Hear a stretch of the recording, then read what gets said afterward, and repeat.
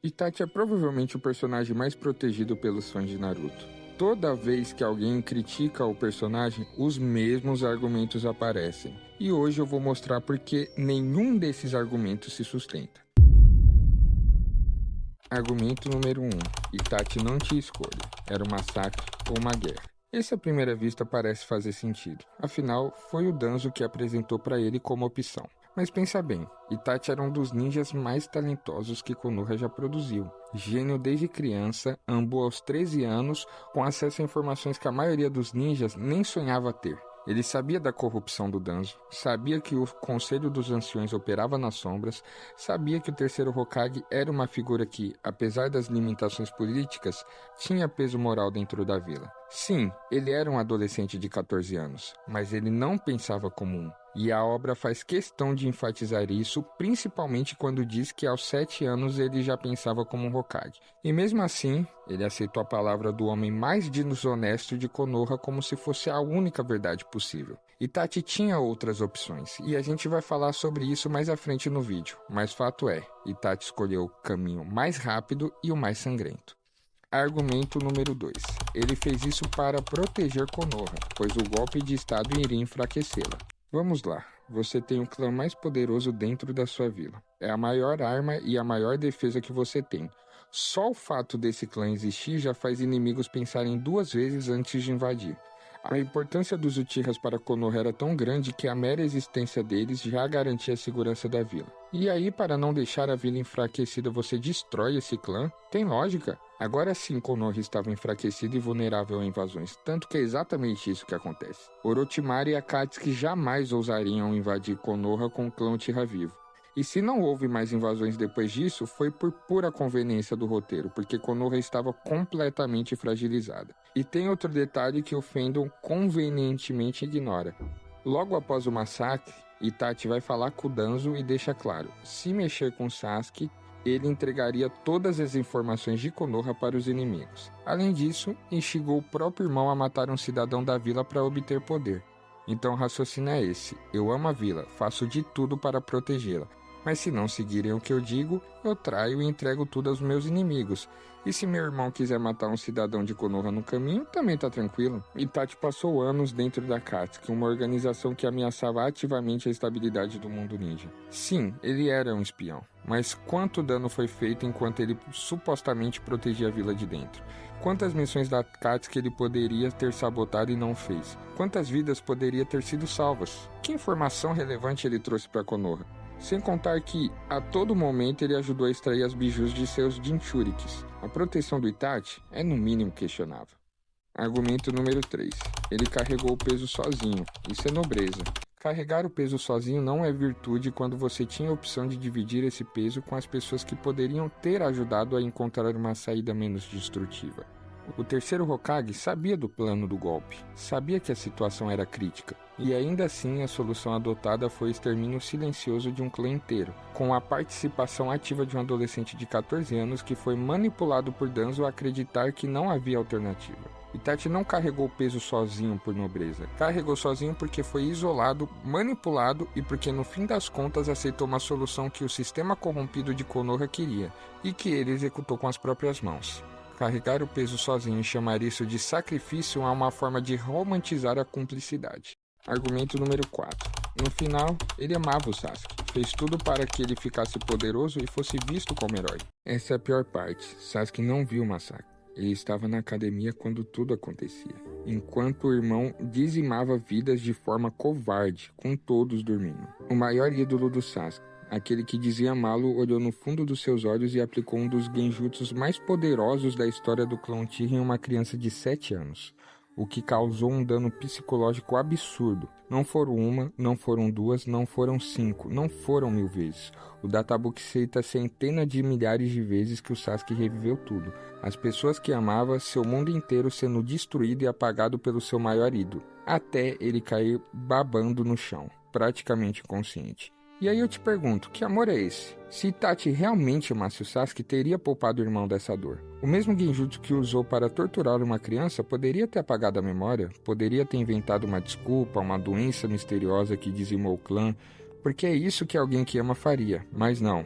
Ele fez questão de torturar e destruir o psicológico do irmão. Sasuke era uma criança feliz, alegre, cheia de amor, e essa criança não existe mais. O que sobrou foi uma casca vazia que mal consegue expressar sentimentos pela própria filha. Muita gente reclama da personalidade do Sasuke, mas essa personalidade foi construída pelo que Itachi fez com ele. Muitos usam a desculpa de que o trauma era necessário para o Sasuke ficar mais forte. Mas quem precisou passar por um trauma absurdo desse para ser forte? Ninguém. O próprio Itachi era absurdamente poderoso sem precisar disso. Sasuke era um prodígio, já seria forte de qualquer forma. E quanto a querer que Sasuke fosse visto como herói depois de matá-lo? De que forma? Itachi jogou o irmão nas trevas, ou instigou a matar o melhor amigo para obter poder. Como Sasuke seria visto como herói depois de matar um cidadão de Konoha? Itachi basicamente empurrou o próprio irmão para o caminho de um renegado. Quando Itachi invadiu a vila, o Sasuke estava finalmente quase desistindo da vingança. Estava considerando viver sua vida em Konoha, dar uma chance a Sakura, construir algo. Mas aí o Itachi aparece, olha nos seus olhos e diz: "Você é fraco porque lhe falta ódio." Basicamente mandou o recado: "Você não vai encontrar poder aqui. Vá buscar em outro lugar." E ainda com o Orochimaru já circulando em torno do Sasuke, Itachi literalmente o empurrou para esse caminho. Sem contar que, mais uma vez, usou o Tsukiyomi, fazendo ele rever toda a desgraça novamente até o Sasuke desmaiar. E tem ainda outro problema que poucos falam. Itachi instigou o Sasuke a matar o melhor amigo, que obviamente seria um cidadão de Konoha. Só que esse cidadão era ninguém menos que o Jinchuriki da Raposa de Nove Caudas. Se Sasuke tivesse matado Naruto, essa arma teria se perdido de Konoha e teria grande chance de renascer em território inimigo. E muitos vão dizer: mas como Itachi ia adivinhar que o melhor amigo do Sasuke seria o Naruto? Pois é, quem imaginaria que duas crianças que estudam juntas na mesma academia, que passaram pelo mesmo trauma e que em teoria seriam acompanhadas pela mesma pessoa, o Hiruzen, quem imaginaria que esses dois se tornariam grandes amigos? A Kushina, sem nenhum desses contextos, conseguiu imaginar isso, mas o tal ninja que aos 7 anos pensava como Hokage não conseguiu enxergar algo tão óbvio. E tem mais, Itachi sabia que o Naruto era o Jinchuriki da Raposa porque o Naruto fazia parte do plano dos Uchihas. Alguém que realmente ama Konoha, no mínimo consideraria essa possibilidade e jamais cogitaria instigar algo assim. Argumento número 5. Na novel do Itachi, é o Obito que mata os civis. Esse argumento parece sólido à primeira vista, mas no fim só tenta suavizar a situação. Na novel isso realmente acontece, porém no mangá sempre foi mostrado que foi o Itachi quem matou os civis, especialmente dentro do Geijutsu que ele coloca no Sasuke. A novel tentou contrapor isso numa tentativa de transformar o Itachi em herói, como várias outras tentativas ao longo da obra. Só que a base do Itachi como vilão já estava construída no mangá, e o mangá sempre vai estar no topo da hierarquia do cânone.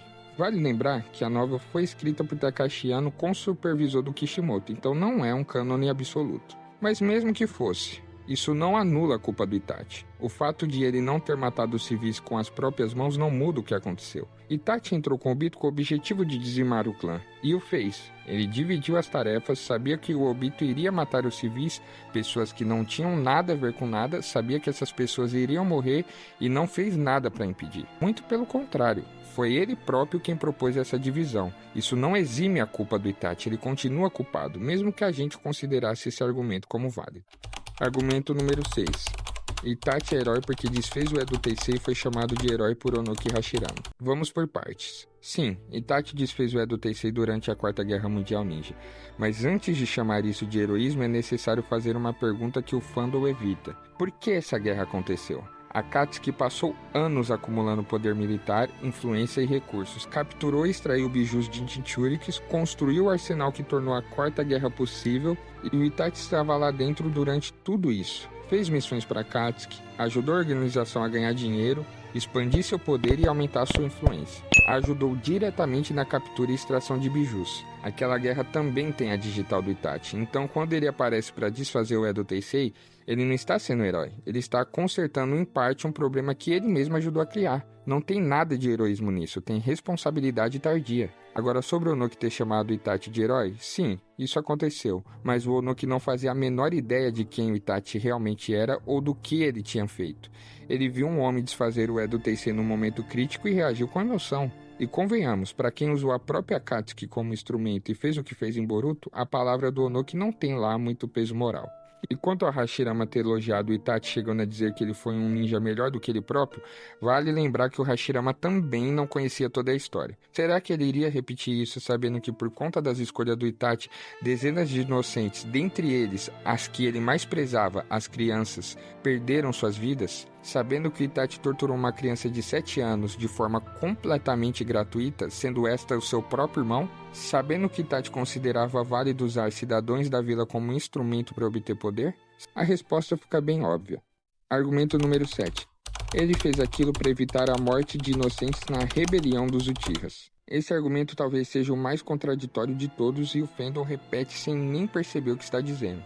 Para evitar a morte de inocentes, a solução foi matar centenas de inocentes? Então aqui está a pergunta que ninguém quer responder. Qual é a diferença entre o cidadão de Konoha que poderia morrer no golpe Uchiha e o civil Uchiha que foi assassinado dormindo, sem saber de nada, sem ter participado de plano nenhum? A vida de um vale mais que a do outro? Os Uchihas civis eram menos inocentes? Ou é simplesmente 2 pesos e 2 medidas? Não existe salvar a vida de inocentes matando centenas de inocentes. Isso não é lógica. Isso não é heroísmo. Isso é uma racionalização para justificar um crime. E os fãs abraçaram essa racionalização sem nem questionar. É fácil criticar, é fácil desmontar argumento por argumento e chegar à conclusão de que o Itachi errou. Mas crítica sem solução é só barulho. Então agora a gente vai fazer o que Itachi não fez, pensar nas saídas que existiam.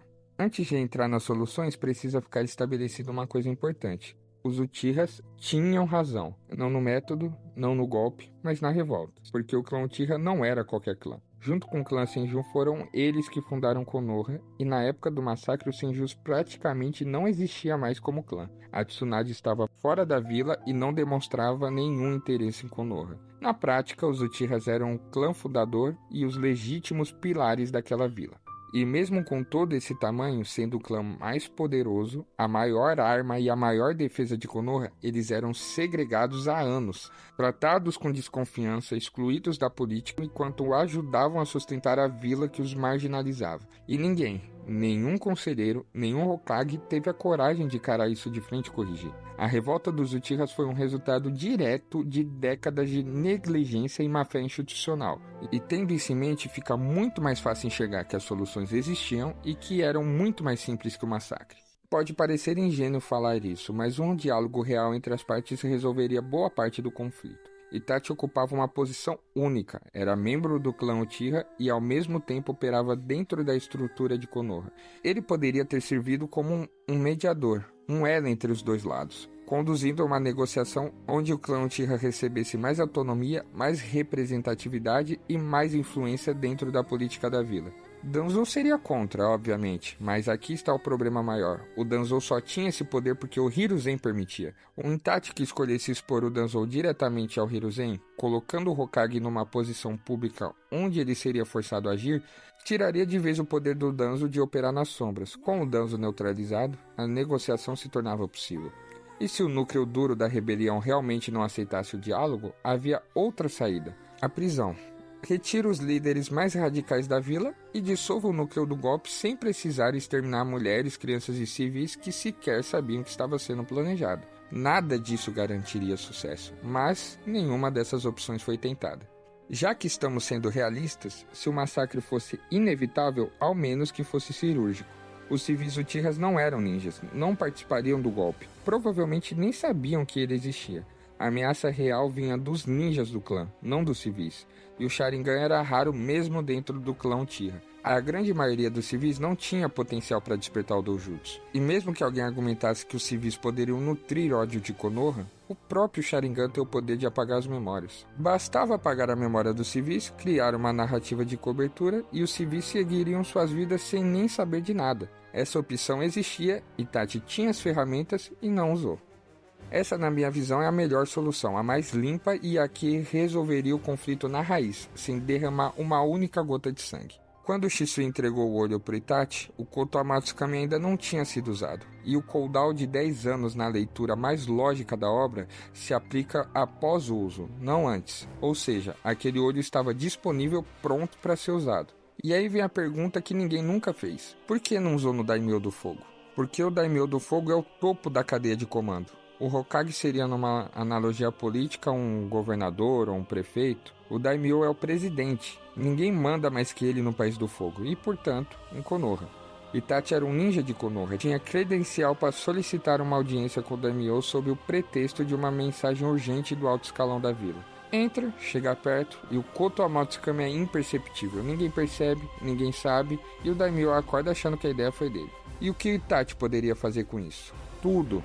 Poderia instruir o Daimyo a nomear Fugaku como Hokage, dando aos Uchihas o reconhecimento que eles buscavam há décadas e encerrando o conflito na raiz. E na minha visão pessoal, Fugaku não seria um Hokage ruim. Diferentemente do que muitos pensam, ele não era consumido pela maldição do ódio, e já exercia liderança real à frente do clã mais poderoso de Konoha e do mundo. Mas além disso, Itachi poderia aproveitar o Genjutsu para resolver outro problema de uma vez. Instruiu Daimyo a ordenar a prisão do Danzo e dos conselheiros por conspiração contra o clã fundador da vila. Danzo preso, conselheiros neutralizado, Fugaku como Hokage, Uchihas reintegrados. Fim do conflito, sem massacre, sem trauma, sem guerra. A solução existia, Itachi tinha a ferramenta nas mãos e escolheu não usar. E é isso que torna o caso do Itachi tão difícil de se defender. Não é que ele não tinha saída, é que ele tinha várias e escolheu a mais destrutiva de todas, não por necessidade, mas por escolha.